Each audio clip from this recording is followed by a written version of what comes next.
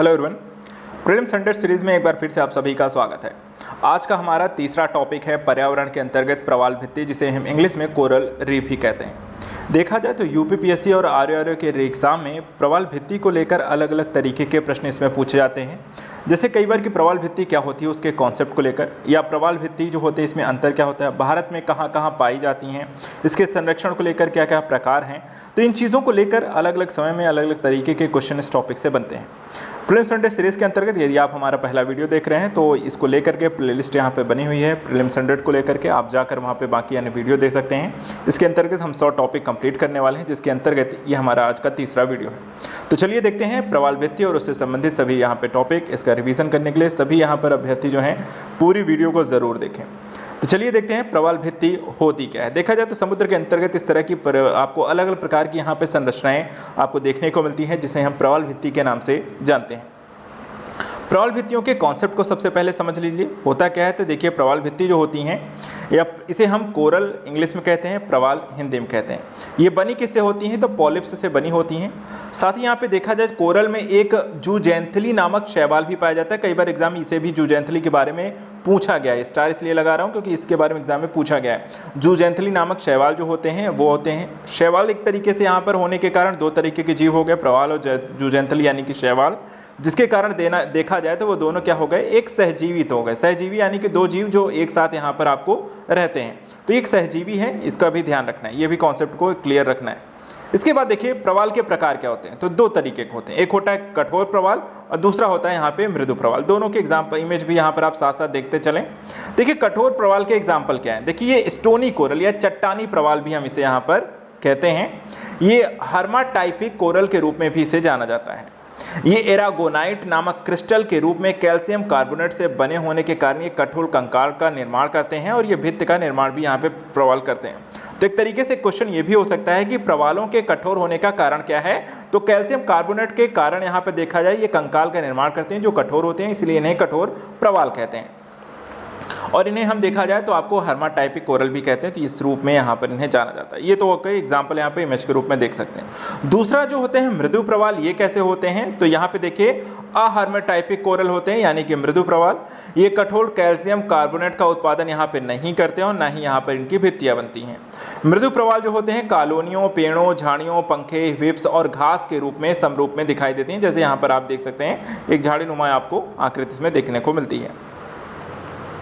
अंतर के बाद प्रवाल भित्तियों के गठन और उनके प्रकारों को भी समझ लीजिए, क्योंकि जैसे कि यहाँ पर हम देखते हैं ये किस क्षेत्रों में पाए जाते हैं, उन क्षेत्रों में इनके बनने की प्रक्रिया क्या है और किस तरीके से वहाँ का एक पर्यावरण किस तरीके से बनाते हैं, पारिस्थितिकी तंत्र का भी ये निर्माण करते हैं, उसका एक अहम हिस्सा बन जाते हैं। तो इनके बारे में देखा जाए प्रक्रियाएं भी आपको अलग अलग तरीके से बनती हैं। जैसे कि अगर हम देखें, एक होता है तटीय प्रवाल भित्ति जिसे हम फ्रीजिंग रीफ भी कहते हैं। इसमें क्या होता है, जो तटरेखा होती हैं, समुद्री जो तटरेखाएं हो गई यहाँ पर उसके आसपास के द्वीपों के संस्पर्शी क्षेत्रों में पाई जाती हैं, यानी कि लगती हुई सीमाएं जो होती है वहां पर आपको मिलती हैं, इसलिए इसे हम तटीय प्रवाल भित्ति कहते हैं। दूसरा यहाँ पे देखिए तो अवरोधक प्रवाल भित्तियां होती हैं, जिसे हम बैरियर रीफ की भी संज्ञा दी जाती है। ये कहाँ पाई जाती हैं, तो ये खुले बहुधा गहरे पानी में लैगून के द्वारा स्वयं को बाहरी किनारों यानी कि समीप की भूमि से अलग करने के लिए अवरोधक प्रवाल भित्ति पाई जाती है। तो एक जो होती है तटीय स्थिति में पाई जाती है, तो दूसरा देखा जाए तो आपको गहरे पानी में लैगून के द्वारा मेन एक भूमि से अलग करने के संदर्भ से डेवलप किया जाता है।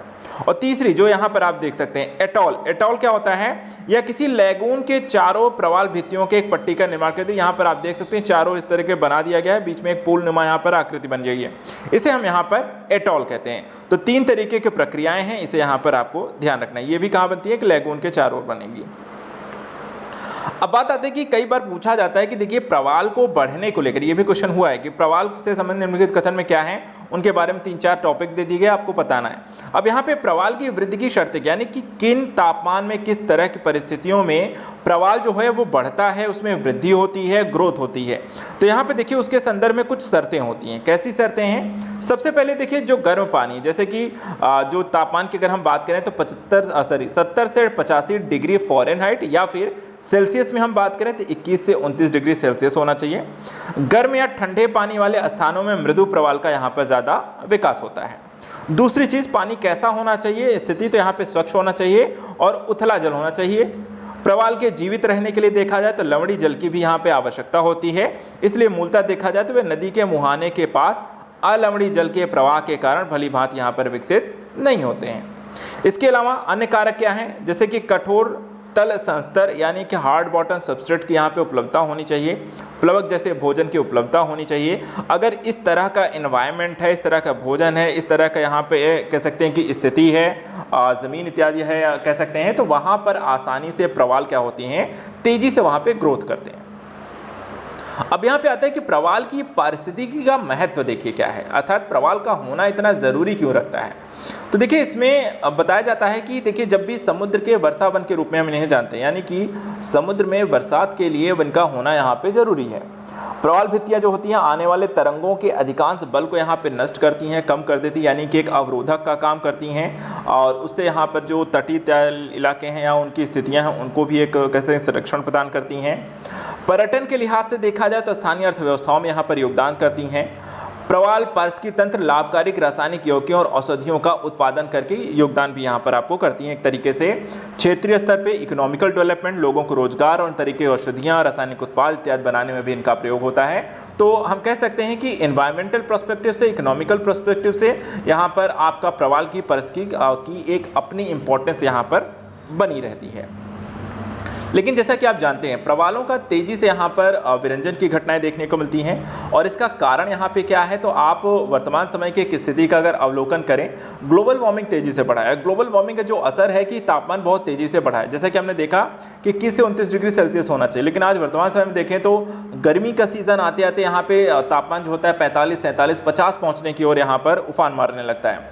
अब दूसरी चीज़ देखा जाए तो महासागरों का जो है अम्लीकरण की प्रक्रिया भी यहाँ पर बढ़ी है, और जब ये दोनों ही चीज़ें बढ़ती हैं तो इससे प्रवालों को भी यहाँ पर सबसे बड़ा नुकसान होता है। इसके अलावा मत्स्य संसाधनों की यहाँ पे मांग होने लगी है, ज़्यादा लोग शिकार इत्यादि करते हैं, उसके कारण यहाँ पर देखा जाए जो प्रवाल की जो एक पारिस्थितिकी है उनको यहाँ पर नुकसान होता है, मछली पकड़ने इत्यादि के कारण। प्रदूषण जो है एक बड़ा खतरा है, क्योंकि देखा जाए काफ़ी सारा जो पोल्यूशन है उसे समुद्रों में यहाँ पर आपको फेंका जा रहा है, और साथ ही समुद्र जो है या फिर आपको कंटेनर इत्यादि होते हैं, जहाज इत्यादि आते हैं, उनमें कई बार लीकेज इत्यादि के कारण समस्या होती है, और विकास के कारण तटीय क्षेत्रों में यहाँ पर विकास और निर्माणात्मक कार्यों के कारण भी समस्याएं होती हैं। पारिस्थितिकी तंत्र यहाँ पर आपको नुकसान होता है, उससे समस्या यहाँ पर हो रही हैं। तो कई सारी चीज़ें यहाँ पर आपको देखने को मिलती हैं कि प्रदूषण का प्रभाव जो है प्रवाल भित्तियों के पारिस्थितिकी प्रदूषण में, अवसादन में, पोषक तत्वों में, विषाक्त पदार्थों में वृद्धि के रूप में रोगजनक यहाँ पे प्रवेश करते हैं, और उससे एक कोरल विरंजन की घटना देखने को मिलती है। इसके साथ प्रवाल रोग जैसे अन्य खतरे, जैसे कि उष्णकटिबंधीय तूफान आ गया, पर्यटन बहुत ज़्यादा हो जाने से किसी क्षेत्र में उनके जो पारिस्थितिकी तंत्र है उसको नुकसान पहुंचना, मनोरंजन इत्यादि के लिए पोत इत्यादि क्षति हो गए, नुकसान हो गया, समुद्री मलबे हो गए, जलीय आक्रामक प्रजातियां हो गई, ये सब कहीं ना कहीं कारक बनते हैं आपके प्रवाल के लिए, उनके विरंजन के लिए।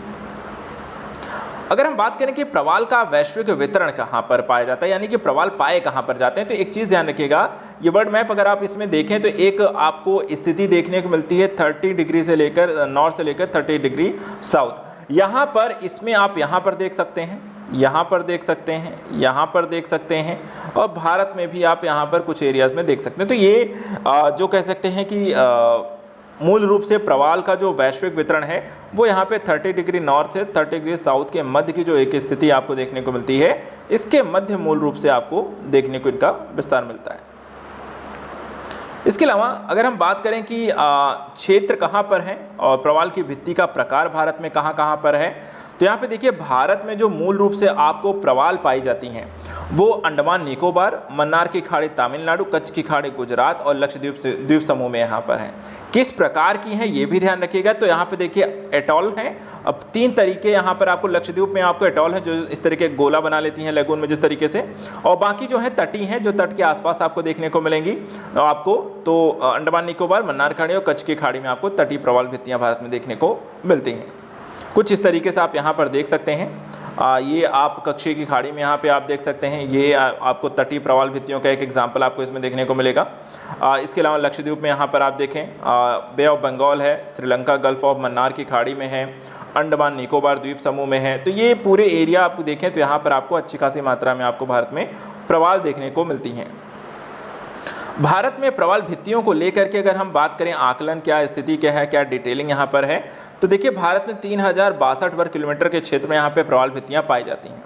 साथ ही जो कई प्रवाल भित्तियों को बाघों के समान ही वन्य जीव संरक्षण अधिनियम 1972 के तहत अनुसूची 1 में शामिल करके यहाँ पे संरक्षण प्रदान किया जाता है। लक्षद्वीप में ये चक्रवातों के लिए देखा जाए अवरोधक का कार्य कर तटीय कटाव की रोकथाम में भी भारत के लिए सहायता करती हैं। और भारत में चार जो प्रमुख प्रवाल भित्ति क्षेत्र हैं, जैसे हमने अभी देखा, अंडमान निकोबार द्वीप समूह, लक्षद्वीप, मन्नार खाड़ी और कच्छ खाड़ी 4 हैं, इनको ध्यान रखना है। इसके अलावा कुछ प्रयोग भी यहाँ पर देखा है, इसको लेकर किए गए, जैसे कि वर्ष 2015 में गुजरात वन विभाग के साथ मिलकर भारतीय प्राणी विज्ञान सर्वेक्षण के वैज्ञानिकों ने एक्रोपोरिडे परिवार यानी एक्रोपोरा फार्मोसा, एक्रोपोरा ह्यूमिलिस, मोंटीपोरा डिजिटाटा से संबंधित प्रजातियों स्टैग्नोर्न कोरल को सफलतापूर्वक पुनर्स्थापित किया और लगभग 10,000 साल पहले कच्छ खाड़ी में जो विलुप्त हो गए थे। तो इस तरीके से इन मूंगों को फिर से बनाने और प्रवाल के नमूनों को मन्नार खाड़ी से भी लाया गया। तो एक तरीके से भारत सरकार के द्वारा, वैज्ञानिकों के द्वारा जो प्रवाल विरंजन की घटनाएं हैं जो लुप्त हो रही हैं, उनको फिर से पुनर्स्थापित करने का यहाँ पे प्रयास किया जा रहा है, जिसका एक एग्जाम्पल सफल प्रयोग यहाँ पर आपको कच्छ खाड़ी में देखने को मिला। इसके अतिरिक्त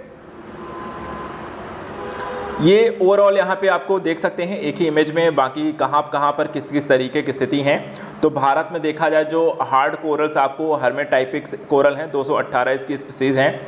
जैसे गल्फ़ की कच्छ में करीब 36 हैं यहाँ पर हैं, लक्षद्वीप में 91 हैं, गल्फ़ ऑफ मन्नार में 92 हैं, 180 के अराउंड आपको अंडमान निकोबार द्वीप समूह में देखने को मिलते हैं। इसके अलावा इसमें 15 फैमिलीज़ और 60 यहाँ पे जनरेशन आपको इसमें देखने को मिलती है। 218 स्पीसीज़ आपको यहाँ पर अलग अलग क्षेत्रों में डेवलपमेंट हो चुकी हैं, यानी कि इनका आपको एक डिफरेंट आपको प्रोस्पेक्टिव्स में देखने को मिलता है। इसके अलावा अगर हम यहाँ पे देखें, भारत में मरीन नेशनल पार्क और कौन कौन सी सेंचुरीज़ हैं जो कि कोरल रीफ को लेकर के यहाँ पे काम कर रही हैं, उनके संरक्षण को लेकर भारत में काम करती हैं। तो एक तो है यहाँ पर आप देख सकते हैं gulf of Mannar marine national park है, ये आपको तमिलनाडु में है, जिसमें 117 स्पीसीज़ हैं, 14 फैमिलीज़ और 10 जीन्स यहाँ पर ऑलमोस्ट जो है फ्रिंजी रीफ्स हैं, प्रवाल भित्ति टाइप की हैं। Gulf of Kutch Munir national park जो गुजरात में है, यहाँ भी कोरल रीफ के संरक्षण को लेकर काम किया जाता है। इसमें 44 प्रजातियाँ हैं हार्ड कोरल्स की, 10 प्रजातियाँ हैं आपकी सॉफ्ट कोरल की। इसके अलावा तीसरा है Mahatma Gandhi marine national park जो कि अंडमान में है। यहाँ पे फ्रिंजिंग रीफ्स आपको प्रवाल भित्तियाँ, मूल रूप से तटीय प्रवाल भित्तियाँ हैं। इसके अलावा मालवन मरीन सेंचुरी महाराष्ट्र में, सुंदरबन वेस्ट बंगाल में, अंडमान निकोबार आइलैंड है। इसके अलावा यहाँ पर इन तीनों में देखा जाए तो फ्रिंजिन और बैरियर रीफ टाइप की आपको प्रवाल भित्तियाँ हैं। और लक्षद्वीप आइलैंड में यहाँ पे ओशनिक एटॉल्स आपको मूल रूप से देखने को मिलते हैं। तो यहाँ पर आपको प्रवाल भित्तियों का संरक्षण किया जाता है। तो आज के सेशन में इतना ही। प्रवाल भित्तियों को लेकर इंपॉर्टेंट एस्पेक्ट को हमने यहाँ पे डिस्कस कर लिया। इसको रिवीजन यहाँ पे मल्टीपल टाइम जरूर कर लीजिए, क्योंकि ये टॉपिक बार बार यहाँ पे एग्जाम में पूछा जाता है। नेक्स्ट वीडियो में कुछ और ऐसे ही अलग सब्जेक्ट, अलग इंपॉर्टेंट टॉपिक्स को लेकर हम आते रहेंगे। आप इसे रेगुलर रूप से जरूर वॉच करें, लाइव यहाँ पर जो भी कमेंट इत्यादि हैं वो जरूर करते रहें, सेशन कैसा लग रहा है। और नेक्स्ट वीडियो मिलते हैं कुछ और इंपॉर्टेंट चीज़ों को लेकर। आज के लिए इतना ही। Thank you so much and good luck.